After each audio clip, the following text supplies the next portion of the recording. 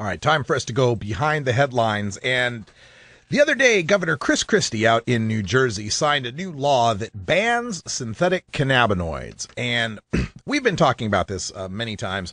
The synthetic cannabinoids, of course, are your spice, K2, these things that are they're sold as herbal incense, and they usually have a label on them that'll say not for human consumption. And what they are is a dubious collection of plants that are sprayed down with synthetic cannabinoids. These are cannabinoids made in a laboratory by tweaking a molecule here or there and creating a whole new way of tripping our endocannabinoid system.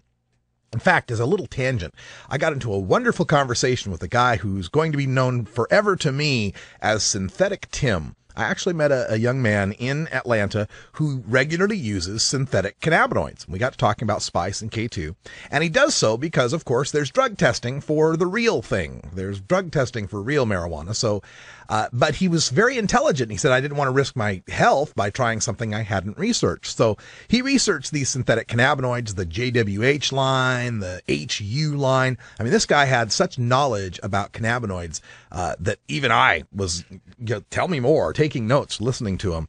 And he spoke a lot about how the synthetic cannabinoids were designed for two reasons. Number one is because scientists couldn't get the real thing. So they had to design something they could do their work with.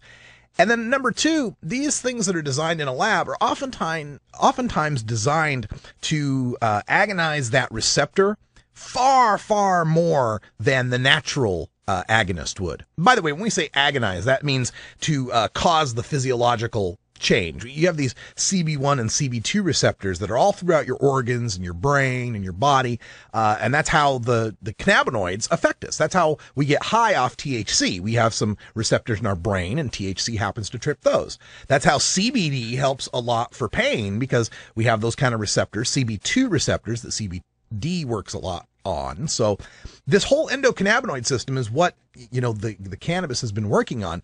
When they design these synthetic cannabinoids, they design them in such a way to trip that system faster and harder. That's not really a perfect analogy, but if you can get my drift, they're supercharged, if you will. So when you're taking this spice or this K2, number one, you're suffering from the fact that you don't know which one or combination of synthetic cannabinoids they're putting on this stuff. Number two, you don't know how much of it they're putting on this stuff. And he was telling me tales of some of these synthetic cannabinoids that can literally induce like a catatonic state where you can't move, you get trembles, and others that induce, severe psychosis and paranoia. And so this isn't, anything to be messing around with. But the problem is, of course, it's not regulated. It's not measured in any sort of way. Now, this has caused a lot of headlines of the fake pot and the kids going to emergency room, like some 12,000 reports of people going to emergency rooms for synthetic pot. Never mind the fact that there's many, many, many more than that are going to emergency rooms for marijuana, but marijuana doesn't kill anybody. And far more, in the millions of emergency room visits for prescription drugs and alcohol. So to get some perspective, 12,000, while it sounds like a lot, across the entire country for a year, it's not that many.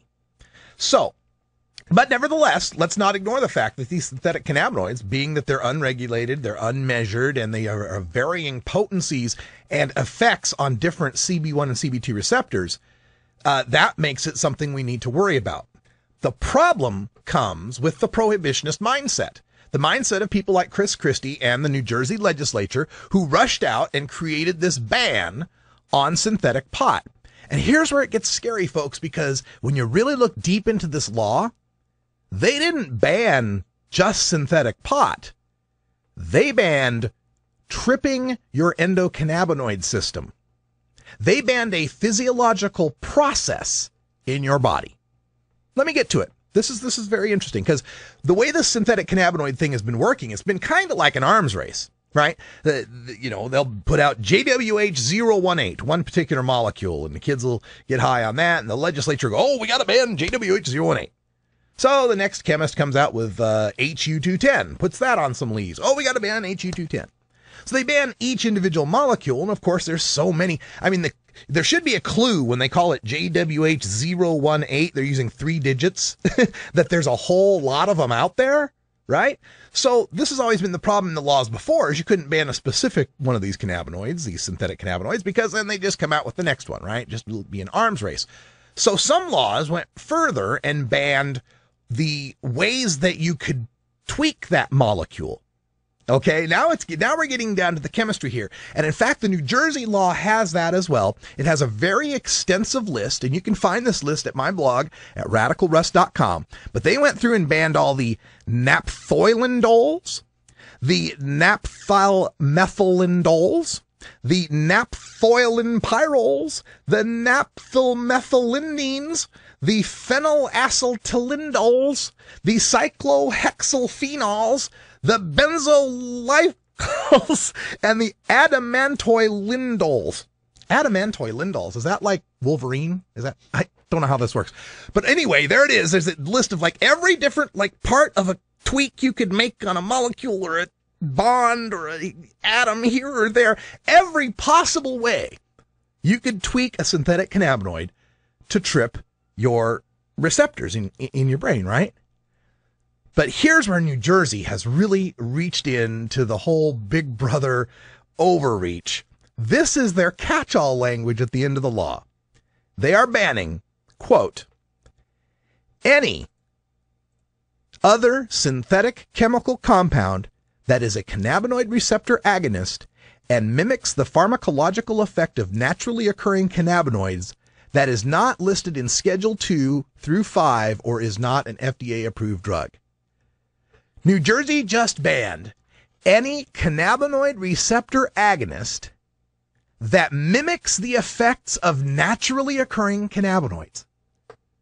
They just banned using artificial means to do something to your own body. And this is kind of bothering me a little bit because they're not banning something based on what it is. Now they're banning something based on what it does. Okay? And this is a little frightening. If this sounds frightening to you, imagine it in another highly charged political argument, like, say, banning anything that projects metal slugs at a high rate of velocity that would kill people. And imagine the uproar that we would get from this. And because it's spice and because it's K2, I don't think people are putting a whole lot of attention to it because it's such an evil, bad thing. But I think we really need to watch out about laws that ban anything that mimics what our own body chemistry does. Speaking of mimicking our own body chemistry. Yeah, I think my endocannabinoid system could use a little boost. I think so too. Time for a supplement. We'll be right back with your Daily Talk Cartoons, Chief Greenbud from the Atlanta Conference. Have you ever met that funny reefer man?